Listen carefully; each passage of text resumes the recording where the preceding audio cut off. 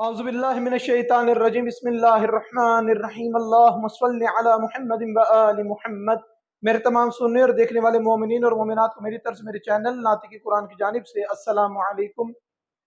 استخارہ کی گفتگو کو آگے لے کر چلتے ہیں،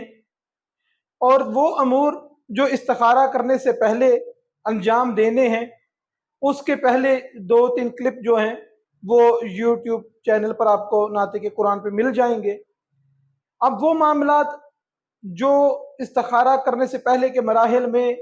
مسائل حل نہیں ہوتے، ان کا کوئی حل نہیں نکلتا، پھر نوبت آتی ہے استخارہ کرنے کی۔ اب استخارہ کیسے کیا جائے، استخارہ کون سا کیا جائے،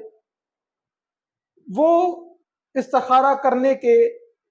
امور کے جب استخارہ کرنے کے طریقے جو معروف نہیں ہیں، لیکن معصومین علیہ السلام کی روایات میں اس کی بہت زیادہ اہمیت وارد ہوئی ہے۔ مثال کے طور پہ خدا سے طلب خیر کرنا، خیر کو طلب کرنا اور کام کر گزرنا۔ اب اس کے اندر ضروری نہیں ہے کہ کام آپ کا جائز ہو سکتا ہے کسی حرام کام میں بھی خدا سے طلب خیر کر کے اور وہ کام آپ کر گزریں۔ مثال کے طور پہ کوئی ایسی پارٹی ہے جہاں پہ گانا اور میوزک اور اس قسم کے معاملات ہیں، لیکن مجبوری اتنی بن گئی ہے کہ آپ کا وہاں پہ جانا ضروری ہے، آپ کے بغیر وہاں پہ معاملات نہیں چلتے، آپ نہیں جاتے تو بہت زیادہ حالات خراب ہوتے ہیں، بگڑتے ہیں۔ مثلا کسی کی شادی کی ایسی محفل ہے کہ جہاں پر آپ کا وہاں پر موجود ہونا بہت ضروری ہے، لیکن آپ کو پتہ ہے کہ وہاں پر یہ گانا اور موسیقی اور یہ محرم و نامحرم کا خیال نہیں رکھا جائے گا، مکس گیدرنگ ہوگی، یہ سب چیزیں آپ کے سامنے ہیں، اور آپ ان چیزوں سے بچیں۔ کیا کریں؟ اس کے لیے خدا سے دعا کریں طلب خیر کی کہ پروردگارہ میں تجھ سے خیر کا طالب ہوں، پھر میں اس محفل میں شرکت کر رہا ہوں۔ اب خدا کوئی ایسے اسباب پیدا کر دے گا کہ آپ اس محفل سے جدا ہو جائیں، کوئی بہانہ ایسا بن جائے، کوئی بات ایسی ہو جائے کہ آپ اس محفل سے جدا ہو جائیں۔ یہ طلب خیر کا استخارہ معصومین علیہ السلام سے 50 روایات سے 50 احادیث سے زیادہ احادیث وارد ہوئی ہیں اس طلب خیر کے استخارے کے لیے۔ اب اس کے علاوہ کون سا ایسا استخارہ ہے جو غیر معروف ہے مگر بہت اہم ہے؟ اب خدا سے دعا کر کے کیا دعا کی جائے؟ خدا سے دعا یہ کی جائے کہ میرے لیے میرے معاملات کو واضح کر کے میں کیا کروں۔ اب اس کے اندر حرام کام کے لیے آپ نہیں کر سکتے، مثلا کہ جی حرام کام میں کر لوں، میری رہنمائی۔ اس کے لیے جو مباح کام ہے، جو حلال کام ہے، ان کے لیے آپ نیت کر سکتے ہیں۔ دعا کریں پروردگار سے کہ پروردگارہ میری مدد کر اور مجھے رہنمائی فرما میری کہ میں کس طریقے سے یہ کام کروں۔ اب اس عمل کے لیے آپ کو 1 دن لگ سکتا ہے، 2 دن لگ سکتے ہیں، 4 دن زیادہ لگ سکتے ہیں کہ وہ آپ کے سامنے چیز واضح ہو جائے گی کہ آپ کو کرنا کیا ہے۔ یعنی 2 کاموں میں آپ کا دل متوجہ ہوا ہے، کرنا ہے کہ نہیں کرنا، لیکن جب اس طریقے سے دعا مانگ کے کریں گے، پروردگار سے التجا کر کے کہ میری رہنمائی پروردگارہ فرما، تو پھر پروردگار جو ہے آپ کی دل کی کیفیت کو ایسا کر دے گا کہ جو 50-50 آپ کا دل ہوتا تھا کہ یہ کروں یا یہ کروں، وہ 90 پہ 70 پر آ جائے گا، اور آپ ایک طرف مطمئن ہو جائیں گے کہ یہ کام میرے لیے درست ہے۔ اب جو استخارہ سے ریلیٹڈ ایک اور استخارہ ملتا ہے جو میں نے پہلے بتایا، اس کے اندر کچھ دن درکار ہوتے ہیں، کہ کچھ ٹائم لگتا ہے، کہ 1 دن لگے، 2 لگیں، 4 لگیں، مگر ایک کیفیت ایسی ہے کہ فوراً آپ دعا کریں اور پروردگار آپ کی طرف سے آپ کو رہنمائی مل جائے۔ اب وہ کیا ہے کہ وہ دعا پڑھی جائے جو استخارہ کی دعا ہے، استغفر اللہ برحمتہ خیارۃ فی عافیہ۔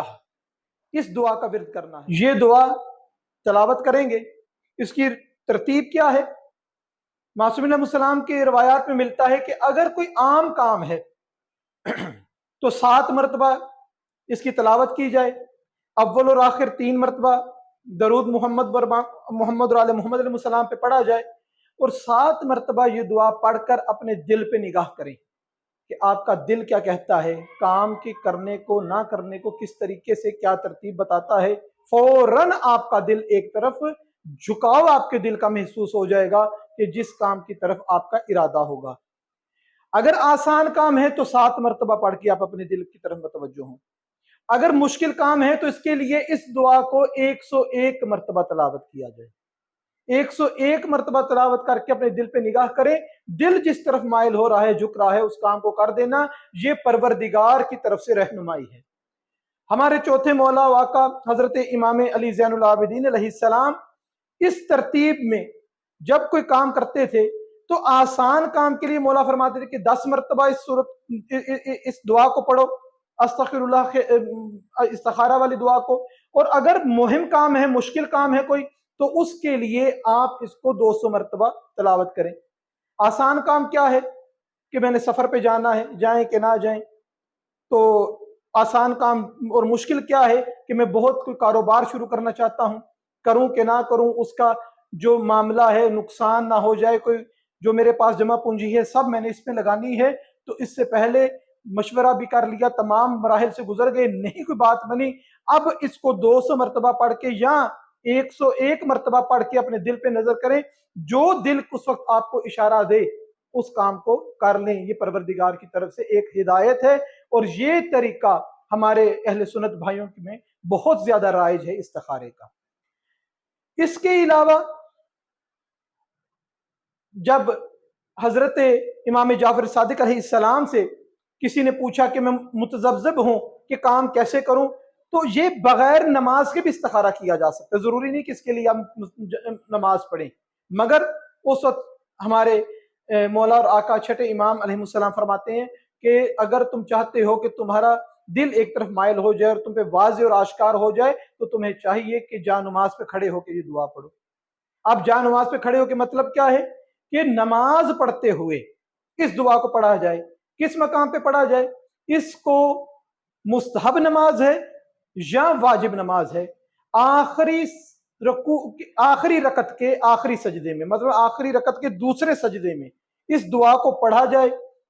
اور جتنی مرتبہ یہ کہا گیا ہے کہ اگر چھوٹا کام ہے تو 7 مرتبہ یا 10 مرتبہ، اگر مہم کام ہے تو 101 مرتبہ، یا مولا کے فرمان کے مطابق 200 مرتبہ آخری سجدے میں یہ آپ پڑھ سکتے ہیں۔ مستحب نماز میں بھی، واجب نماز کے سجدے میں بھی پڑھ سکتے ہیں، آخری رکعت کے دوسرے سجدے میں یہ پڑھ کے نماز مکمل کریں، اپنے دل کی کیفیت جانیں، جو دل آپ کو کہے وہ عمل کریں۔ اس کے علاوہ استخارہ کی ایک اور قسم وہ کون سی جو رائج ہے، جس کو سب اکثر کرتے ہیں، تسبیح کا استخارہ، کہ یہ دعا استخارہ والی دعا جو ہے استغفر اللہ برحمتہ خیارۃ فی عافیہ، اس کو 3 مرتبہ پڑھا جائے، اور تسبیح کے دانوں پہ ہاتھ ڈالیں، دونوں طرف سے دانوں کو پکڑیں اور 2 کر کے شمار کریں۔ اگر تو ایک دانہ پیچھے بچ جائے تو اس کے لیے بہتر ہے، کام کو کر دیں، اگر کوئی دانہ نہ بچے تو پھر اس کام کو روک دیں، منع ہے، اس کو انجام نہ دیا جائے۔ قرآن مجید کا استخارہ کیسے کرتے ہیں؟ قرآن مجید کا استخارہ کرنے کے لیے جس دعا کی تلاوت کرنی ہے وہ مفاتی میں بھی مل جاتی ہے، اور انشاءاللہ تعالی مجھے امید ہے کہ سکرین پر بھی آپ کو وہ دعا شو ہو جائے گی، کہ یہ دعا جو ہے پڑھنی ہے، اس سے پہلے 3 مرتبہ سورہ اول اور آخر درود پڑھنا ہے، 3 مرتبہ سورہ اخلاص کی تلاوت کر کے اس دعا کی تلاوت کرنی ہے، اور پھر قرآن کو کسی بھی جگہ سے کھولیں اور اس کے دائیں طرف کی سب سے پہلی اوپر والی سطر میں اس کا مفہوم اور معنی جو ہے اس کو تلاش کریں اپنے مقصد کے۔ یہ مشکل کام ہے، یہ وہی کر سکتا ہے جو آیات کے رموز کو جانتا ہو، جو آیات کے مفاہیم سے واقف ہو، وہی اس قرآن مجید کے استخارے سے استفادہ کر سکتا ہے۔ پروردگار سے دعا ہے کہ پروردگار ہم سب کو صحیح معنوں میں سیرت محمد اور آل محمد علیہ السلام کو پڑھنے، سمجھنے اور اس پر عمل کرنے کی توفیق عطا فرمائے۔ وما علینا الا البلاغ المبین۔